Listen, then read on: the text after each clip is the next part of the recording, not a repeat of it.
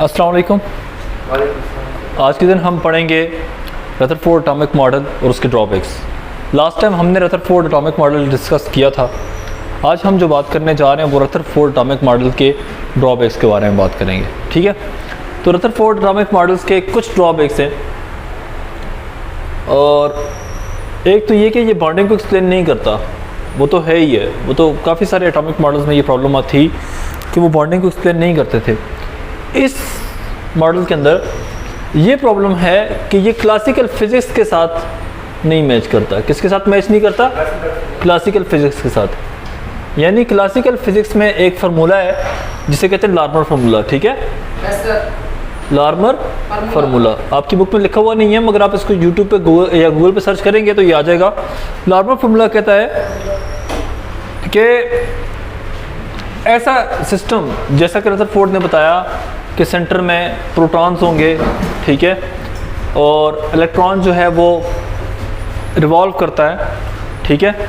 अब इलेक्ट्रॉन जब इस ऑर्बिट में रिवॉल्व कर रहा है तो क्या होगा कि ये ऑर्बिट में रिवॉल्व करता हुआ इलेक्ट्रॉन क्या करेगा? रेडिएशन एमिट करेगा, ठीक है। इलेक्ट्रिक फील्ड के अंडर ये रिवॉल्व कर रहा है तो ये रेडिएशन एमिट करेगा और अपनी सारी की सारी एनर्जी को लॉस आउट कर देगा। बात समझ आ गई है? Yes sir. ठीक है, ये सारी एनर्जी अपनी लॉस आउट करेगा, ये लार्मर फार्मूला कहता है। और लार्मर फार्मूला के अंदर ही अगर आप ऐसे सिस्टम का जिसमें इस तरह का एक चार्ज यहाँ पे हो और एक चार्ज यहाँ पे हो, अगर आप ये डिस्टेंस पुट करते हैं, ये सारी वैल्यूज पुट करते हैं, तो वो आपको इस सिस्टम की वैल्यू देता है time equal to 16 seconds, 16 picoseconds. यानी लार्मर फार्मूला ये कहता है कि 16 पिको सेकंड के अंदर इलेक्ट्रॉन जो है वो क्या करेगा? न्यूक्लियस के अंदर गिर जाएगा, ठीक है। लार्मर फार्मूला कहता है कि इलेक्ट्रॉन क्या करेगा? यहाँ से रिवॉल्व करता हुआ आएगा, ठीक है। ज़रा यहाँ देखिएगा भाई, इलेक्ट्रॉन रिवॉल्व करता हुआ आ रहा है, ऐसे आते रिवॉल्व करते करते करते करते सीधा आके न्यूक्लियस में गिरेगा, और जैसे जैसे न्यूक्लियस के करीब आएगा वैसे वैसे इसकी रफ्तार बढ़ेगी, ठीक है। और उतनी तेज़ी से ये एनर्जी क्या करेगा?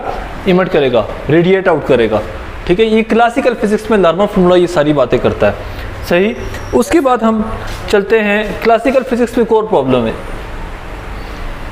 तो एक तो ये बता रहा है कि भाई 16 पिको सेकंड्स है, ठीक है। अब दो बातें हो सकती है, या तो हम रदरफोर्ड के एटॉमिक मॉडल को माने और फिजिक्स को ना माने, मगर फिजिक्स को हम इसलिए माने क्योंकि 300 साल से ये फार्मूला ठीक आ रहा है, ठीक है। अब मतलब 200 साल मेरे ख्याल 200 साल या 100 साल से ये फार्मूला ठीक था, तो चूंकि ये फार्मूला ठीक है तो लिहाजा हम ये कहते हैं कि शायद रदरफोर्ड के एटॉमिक मॉडल में कोई प्रॉब्लम है। यानी फिजिक्स के लॉज को अगर पास आउट करके इस लॉ को इस मॉडल को आप चलाना चाह रहे हो तो ये मॉडल ही फिजिक्स के अगेंस्ट है।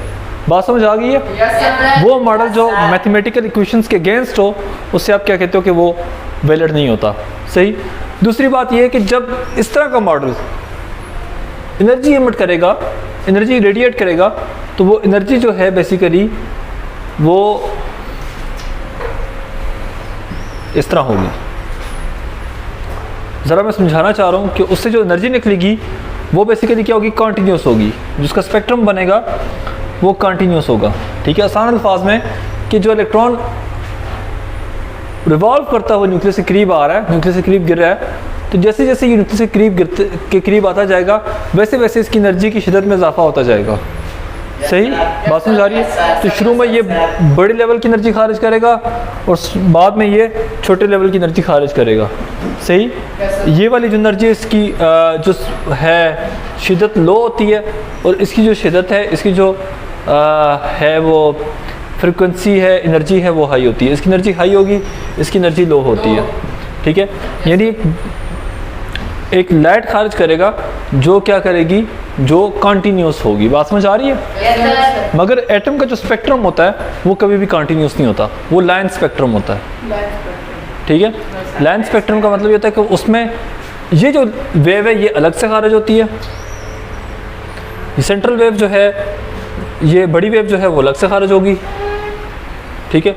छोटी वेव जो है वो अलग से, और जो सबसे छोटी वेव है वो अलग से, ठीक है। यानी ये बता रही कि डिफरेंट किस्म की ट्रांजिशंस हैं, डिफरेंट किस्म डिफरेंट लेवल्स इलेक्ट्रॉन जंप करा है, कुछ इस तरह की बातें जो हम बाद में डिस्कस करेंगे। मगर यहाँ पे एक बात समझने की ये है कि ये बात जो मैं यहाँ पे कर रहा हूँ कि ये इलेक्ट्रॉन का जो वेव है, ये इलेक्ट्रॉन की वेव जब इलेक्ट्रॉन यहाँ पे था, रिवॉल्व कर रहा था, इधर रिवॉल्व कर रहा था, तो ये वेव इतनी बड़ी थी, जैसे जैसे ये न्यूक्लियस के करीब आता जाएगा तो वेव छोटी होती जाएगी, और जब बिल्कुल जहाँ पे पहुँचेगा तो वेव बिल्कुल ही छोटी होकर न्यूक्लियस में इलेक्ट्रॉन गिरेगा तो वेव बिल्कुल छोटी होगी, इस तरह की वेव निकलेगी। ठीक है, सही बात समझ आ रही है? यानी इलेक्ट्रॉन जो है वो तमाम तरह की वेवलेंथ खारिज करेगा। आसान अल्फाज में ये बेसिकली क्लासिकल फिजिक्स सजेस्ट करती है, ये पॉइंट भी जो था वो क्लासिकल फिजिक्स सजेस्ट करती है।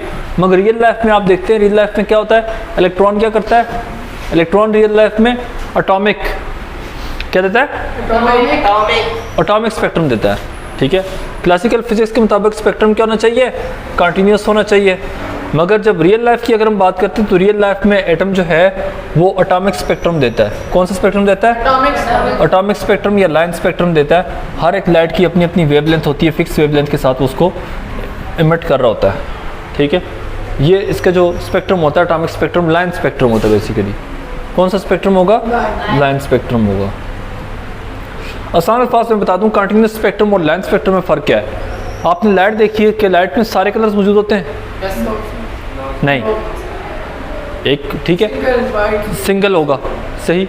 अब आप कोसे कज़ा को देखें, रेनबो को देखें, 7 कलर्स उसके अंदर मौजूद होते हैं। ठीक है, अगर कंटिन्यूस स्पेक्ट्रम होता तो फिर हर एक चीज़ के साथ साथ रंग हमें नज़र आते हैं। हर जो चीज़ वो वाइट रंग की वो 7 रंगों की हमें नज़र आती अगर स्पेक्ट्रम कंटिन्यूस होता है, क्योंकि 7 रंग आपस में मिले होते हैं। ठीक है, मगर हाँ हर वाइट रंग में, ठीक है, मगर ऐसा नहीं होता। यानी वो कलर्स जो कि 2 या 2 से ज़्यादा कलर से मिलकर बनते हैं, ठीक है, वो कलर्स हमें एक कलर दिखने के तौर पे दिखने के बजाय वो हमें 7 कलर्स की फॉर्म में नज़र आ होता, या 3 कलर्स के फॉर्म में नज़र आता, या कम्बिनेशन की फॉर्म में नज़र आता। ठीक है, तो वो कंटिन्यूस स्पेक्ट्रम होता है। कंटिन्यूस स्पेक्ट्रम में कलर्स जो होता है उनके दरमियान में बाउंड्रीज नहीं होती। ठीक है, बात समझ आ रही है, आपस में मर्ज होते हैं। जबकि लाइन स्पेक्ट्रम में कलर्स अलग अलग होते हैं। ठीक है, अब वाइट लाइट क्या करती है, वाइट लाइट आती है आके अगर वो जैसे इस ब्लू चीज़ के ऊपर पड़ रही है, ठीक है, तो क्या हो रहा है कि यहाँ पे काफ़ी सारे कलर्स एब्जॉर्ब हो गए, सिर्फ ब्लू को ये रिफ्लेक्ट कर रहा है। काफ़ी सारे कलर्स क्या हो रहे हैं, इसके अंदर एब्जॉर्ब हो रहे हैं, बाकी कलर्स को ब्लू को ये रिफ्लेक्ट कर रहा है। तो ब्लू हमारी आंखों से लग रहा है तो हम कहते हैं ओ ये चीज़ ब्लू है। बात समझ आ रही है?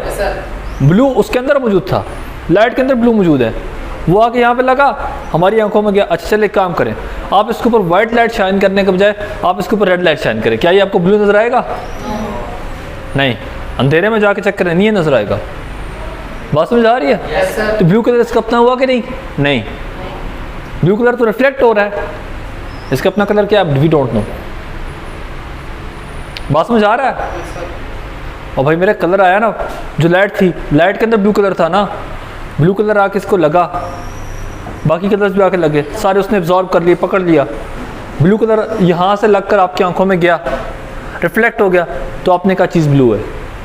अब नहीं है ना, चेक करना है, कैसे चेक करना चाह रहे हो? चेक करना चाहते हो, चेक करना चाहते हो, इस पर रेड रंग की लाइट मारो, फिर देखो ये आपको कैसा नज़र आता है। बात समझ आ रही है? इसको जो हम पेंट करते हैं वो बात की बात है ना, पेंट जो मर्जी आप करें, मैं आपको बेसिक फिजिक्स समझा रहा हूँ कि चीज़ आके लाइट आके यहाँ पे पड़ेगी, उसके बाद हमारी आंखों में पड़ेगी। ब्लू रंग जो हम पेंट करते हैं, किस चीज़ को ब्लू पेंट करते हैं, तो बेसिकली हम उसके ऊपर एक ऐसा मटेरियल पेंट कर रहे होते हैं जो कि ब्लू लाइट में क्या करता है, रिफ्लेक्ट करता है। ठीक है, तो दुनिया में कलर्स वगैरह नहीं होते, आपकी बॉडी का कलर से मेरी बॉडी का कोई ख़ास कलर नहीं है। ठीक है, ये डिपेंड करता है कि हम पे किस किस्म की लाइट शाइन करी और किस किस्म का हम जो है वो रिफ्लेक्ट कर रहे हैं। बात समझ आ रही है कि नहीं? yes, sir. हाँ, ये बड़े कमाल की बात है। तो दुनिया में ना आपके चेहरे का कोई रंग है, ना यहाँ पे कोई काला है, ना कोई यहाँ पे गोरा है। yes, मज़े की बात वो पिगमेंट है। अगर मैं वो पिगमेंट के ऊपर डिपेंड करता है, अगर मैंने यहाँ पे पिगमेंट को लगाया हुआ है, मेरी बॉडी में वो पिगमेंट जनरेट हो रहा है जो क्या करता है कि कलर्स को रिफ्लेक्ट कर रहा है, तो मैं वाइट नजर आऊँगा। अगर मेरी बॉडी में वो पिगमेंट है यहाँ चेहरे पे जो कि कलर्स को अब्जॉर्ब कर रहा है, तो मैं डार्क नजर आऊँगा। बात समझ आ रही है? yes, ये बड़े मज़े की चीज़ है। तो दुनिया में अल्लाह ने किसी को काला गोला, काला या सफ़ेद नहीं बनाया, वो हमारी आंखें उसको इस नज़र से देखती हैं। yes, ठीक है? yes, सही।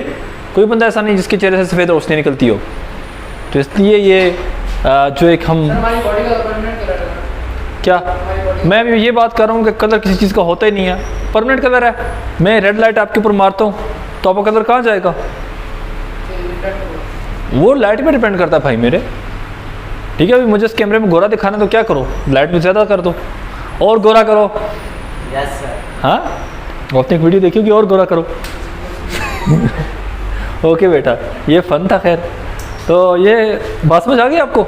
Yes sir. तो ये इंसाइटनेस देती है चीज़ों के बारे में कि there is nothing like colours. ठीक है, कुछ कलर्स मौजूद होते ही नहीं है ज़िंदगी में, वो सिर्फ महसूस होते हैं। इंशाल्लाह से कलर्स पे मैं पूरा एक बाद में कोर्स कवर करने के बाद मैं दोबारा से एक लेक्चर देता हूँ, तो मैं लेक्चर दूंगा कलर्स आते कहाँ से और किस तरह से कलर्स बनते हैं। दुनिया में कुछ ऐसे कलर्स हैं जो मौजूद ही नहीं है मगर हमें नज़र आते हैं। ठीक है, इस तरह से मौजूद नहीं है। तो ये हम डिस्कस करेंगे केमिस्ट्री ऑफ कलर्स, क्योंकि पेंट्स जो होते हैं ये बेसिकली केमिस्ट्री बनाते हैं and we know the chemistry behind these colours. बात समझ आ रही है? Yes sir. लिपस्टिक बनाते हैं केमिस्ट बनाते हैं, सारी बात है। ठीक है, कुछ भी बनाना हो वो केमिस्ट बनाते हैं। तो लिहाजा आपको पता चल रहा है कि कलर्स की केमिस्ट्री जो है वो सारी सारी केमिस्ट को पता होती है। ओके, सही, ठीक हो गया? Yes sir. तो इंशाल्लाह कल हम बात करेंगे एक टॉपिक पे, नील बोहर एटॉमिक मॉडल कल हम डिस्कस करेंगे। नील बोहर एटॉमिक मॉडल कल हम डिस्कस करेंगे। ठीक है, be ready for Niels Bohr. Okay बेटा, थैंक यू, अल्लाह हाफ़िज़।